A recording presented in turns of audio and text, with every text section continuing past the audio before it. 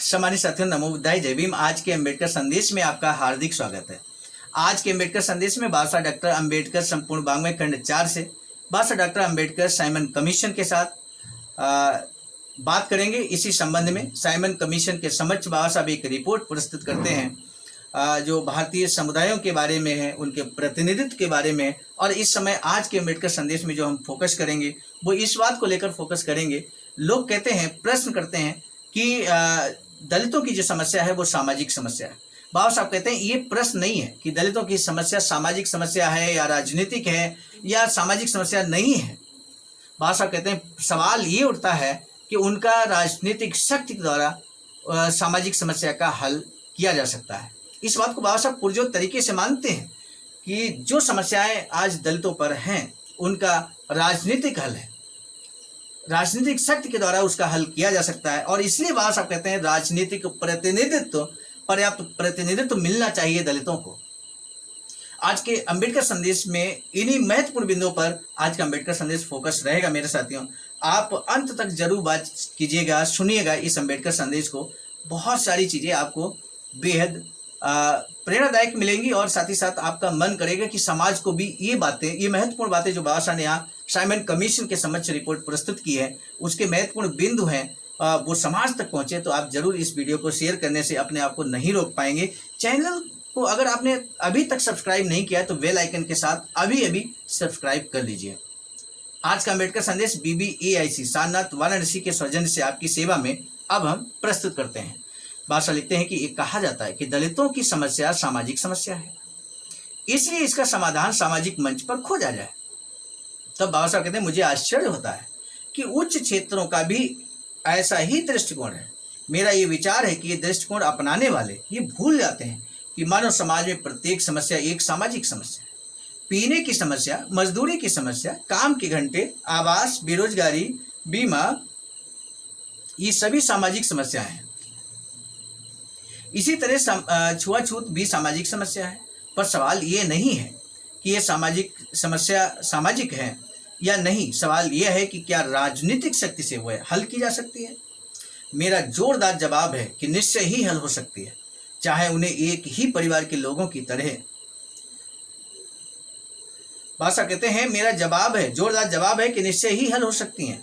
यही कहना ठीक है कि भारत की सरकार भले ही स्पृश्य और अस्पृश्य चाहें या न चाहें, उन्हें एक ही परिवार के लोगों की तरह रहने के लिए विवश नहीं कर सकेगी। न ही सरकार विधायिका के अधिनियम या विधायिका की परिषद के आदेश द्वारा उनमें प्यार मोहब्बत करवा सकती है या उन्हें गले से लगवा सकती है, लेकिन सरकार उन सभी बाधाओं को दूर कर सकती है जो अस्पृश्यों को उनकी दयनीय दशा में रहने के लिए विवश करती है। यदि यह दृष्टिकोण सही है तो किसी भी अन्य समुदाय की अपेक्षा पर्याप्त राजनीतिक प्रतिनिधित्व की जरूरत दलित वर्गों को है। दलित वर्गों के लिए पर्याप्त राजनीतिक प्रतिनिधित्व की मांग यहाँ पर साइमन कमीशन के समक्ष मेरे साथियों बाबा साहब ने कर दी है। बाबा साहब आगे लिखते हैं कि मेरे साथियों ने कहीं भी यह स्पष्ट नहीं किया है कि किस कारण मुसलमानों को अपनी जनसंख्या के अनुपात से 12% अधिक प्रतिनिधित्व दिया जाए। मेरे साथियों, आपको हमने पिछले अम्बेडकर संदेश में बताया था कि मुसलमान 19% है, उन्हें प्रतिनिधित्व मिला 31%, 12% अधिक। बाबा साहब इसी बात को कहते हैं कि किस कारण दलितों को उतना ही प्रतिनिधित्व न दिया जाए जो जनसंख्या के आधार पर उनके हिस्से में आता है। ये उल्लेखनीय बात है कि मुसलमानों के गवाहों ने जो दलील दी थी कि उन्हें बढ़ा हुआ प्रतिनिधित्व दिया जाए जैसा कि आशा की जाती थी, वह इस आधार पर नहीं मांगा गया था कि उनकी प्रगति अथवा उनके कल्याण के लिए वह आवश्यक था। उनकी एकमात्र दलील ये थी कि वे शासक वर्ग के वंशज हैं और उन्हें बढ़े हुए प्रतिनिधित्व की आवश्यकता है, क्योंकि उन्हें आशंका है कि इसके बिना उनका महत्व और प्रभाव घट जाएगा। इससे ये प्रकट होता है कि मुसलमान ये व्यवस्था अपनी पर्याप्तता के आधार पर नहीं अपितु अपनी श्रेष्ठता के आधार पर मांगते हैं। मेरे साथियों, इस बात को तथ्यात्मक रूप से आप समझते हैं कि अंग्रेजों के आने से पहले मुसलमानों का ही शासन लगभग 500 वर्ष लगभग इस देश में रहा है, भारतवर्ष में रहा है।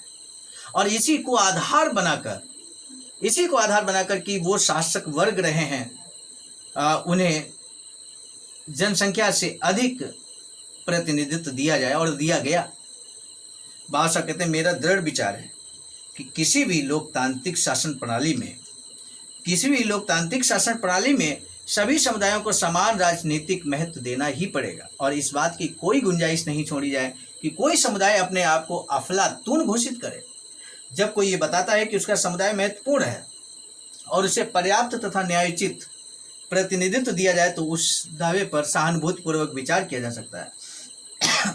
परंतु जब कोई कहे कि उसका समुदाय विशेष रूप से महत्वपूर्ण है और उसे समुचित अनुपात से अधिक प्रतिनिधित्व दिया जाए तो निसंदेह उसका अनिवार्य अर्थ होगा कि अन्य समुदाय अपेक्षता घटिया है और उन्हें उनके हिस्से से कम मिलना चाहिए। स्वाभाविक है इस स्थिति को दूसरे समुदाय स्वीकार नहीं कर सकते। जितनी जल्दी मुसलमान इस बेतुकी धारणा को त्याग देंगे उनके भविष्य के लिए यह उतना ही बेहतर होगा। इस तरह उस लाभ से कोई लाभ नहीं जिसके लिए दूसरे समुदाय सहमत ना हो और सदा सर्वदा संघर्ष करना पड़े। उल्टे इससे मुसलमानों को ही नुकसान होगा क्योंकि इससे संभवतः उनके और दूसरे समुदायों के बीच पृथकता और घृणा का बीजारोपण होगा। केवल मुसलमान ही ऐसा वर्ग नहीं है जो कभी शासक रहा हो। बाबा साहब कहते हैं और उनकी स्थिति में ह्रास आया। कनाडा में फ्रांसीसियों और दक्षिण अफ्रीका में डचों की भी ऐसी दूसरी मिसालें हैं जहां एक शासक वर्ग शासित वर्ग बन गया, परंतु न तो फ्रांसीसियों ने कनाडा में और न ही डचों ने दक्षिण अफ्रीका में अनाप शनाप प्रतिनिधित्व की मांग की है ताकि वे शासकों की अपनी पूर्व स्थिति को बनाए रख सकें। न ही दुनिया के अन्य देशों के मुस्लिम अल्पसंख्यकों को ऐसी रियायत दी गई है। अल्बानिया, रोमानिया, यूनान और बल्गारिया के मुस्लिम अल्पसंख्यक भी कभी शासक रहे थे। फिर भी उन देशों में से किसी भी देश में उन्होंने ऐसे असाधारण प्रतिनिधित्व की मांग नहीं उठाई। मुसलमानों का प्रभावानुसार प्रतिनिधित्व का दावा न तो कभी सुना गया न ही वह किसी प्रतिनिधि सरकार के अनुकूल है। प्रत्येक समाज में जमींदारों, पूंजीपतियों और पुरोहितों का बहुत प्रभाव है, परंतु इस बात को कभी भी किसी ने स्वीकार नहीं किया है कि इन वर्गों का अत्यधिक प्रतिनिधित्व दिया जाए। इसलिए इसमें कोई तुक नहीं है कि मुसलमानों का दावा स्वीकार कर लिया जाए, जबकि इसी प्रकार के दावे को अन्यत्र रद्द कर दिया गया है। भारत में ब्रिटिश शासन के पूर्व उनकी कुछ स्थिति रही हो, फिर भी ये नहीं भूलना चाहिए कि यदि भारत में मुसलमानों ने 5 शताब्दियों तक राज्य किया है तो हिंदुओं ने अनगिनत शताब्दियों तक राज्य किया है, उनसे पहले भी और उनके बाद भी। सबसे निरापद आधार यह है कि अंग्रेजों की विजय के बाद सभी समुदायों का एक समान स्तर है, वे अपने राजनीतिक प्रभुत्व को दरकिनार कर दें। ऐसा व्यवहार अन्यायपूर्ण नहीं होगा और पूरी तरह उन भावनाओं के अनुकूल होगा जो भारतीय दंड संहिता के प्रारूपकार आयुक्तों ने भारत मंत्री को संबोधित करते हुए व्यक्त की। क्या व्यक्त की? उन्होंने कहा कि मान्यवर की काउंसिल देखेगी कि हमने प्रस्ताव नहीं किया कि कंपनी के राज्य क्षेत्र में रहने वाले भारत के किसी राजघराने को इस संहिता के प्रभाव से मुक्त रखा जाए। ऐसा कोई अपवाद किया जाए या नहीं, यह एक ऐसा सवाल है जिसके बारे में हम निर्णय करने का साहस नहीं जुटा पाए। इसके लिए वर्तमान संधियों के बारे में जितनी जानकारी है उससे अधिक सही जानकारी मिलनी चाहिए। हमें ये सब पता होना चाहिए कि इन संधियों को किस भावना से समझाया गया है, वार्ताओं का इतिहास क्या है, घराने विशेष का स्वभाव और उसकी शक्ति क्या है, उन घरानों के प्रति लोगों की क्या भावनाएं हैं। हम अति विनम्र भाव से ये कहने की अनुमति चाहते हैं कि प्रत्येक अपवाद बुराई है और ये बुरी बात है कि किसी व्यक्ति को कानून से बड़ा माना जाए। इससे भी बुरी बात यह है कि लोगों को पाठ पढ़ाया जाए कि वे कानून से भी बड़ा होने के विशेष अधिकार को एक ऊंची तथा ईर्ष्या योग्य विशिष्टता माने। हम ये भी कहना चाहते हैं कि जिसने अधिक अरसे तक इन्हें झेला उतनी ही कठिनाई उन्हें दूर करने में होगी। उन्हें दूर करने का इससे अच्छा अवसर फिर कब मिलेगा जब सरकार विभिन्न जातियों तथा धर्म के लोगों के लिए समान रूप से बाध्यकारी नई दंड संहिता लागू कर रही है। हमें इस बारे में गहन आशंका है कि क्या समान न्याय के लाभों के बारे में कसौटी निश्चित करने के लिए अति निष्ठा से व्यक्त की गई लोक आस्था के अलावा और कोई आधार भी हो सकता है। बादशाह कहते हैं कि ये बड़ी सूझबूझ वाली बातें हैं और मुझे विश्वास है कि उन लोगों के सामने जो भारत का शासन चला रहे हैं इससे बड़ी सूझबूझ की कोई और बात नहीं रखी गई है। ना ही उनकी सूझबूझ की बातें केवल उस अवसर या प्रयोजन के लिए हैं जिनके लिए भी कही गई हैं। मुझे इस बात में कोई शक नहीं कि भारत की वर्तमान अवसर के लिए भी उनका उतना ही महत्व है, भले ही अधिक न हो।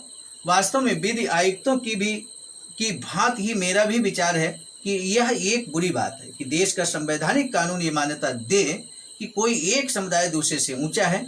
ये और भी बुरी बात है कि जनता के वर्गों को सिखाया जाए कि वे राजनीतिक महत्व के तराजू में स्वयं को इस प्रकार तोलें कि वे एक को ऊंचा माने और दूसरे को नीचा।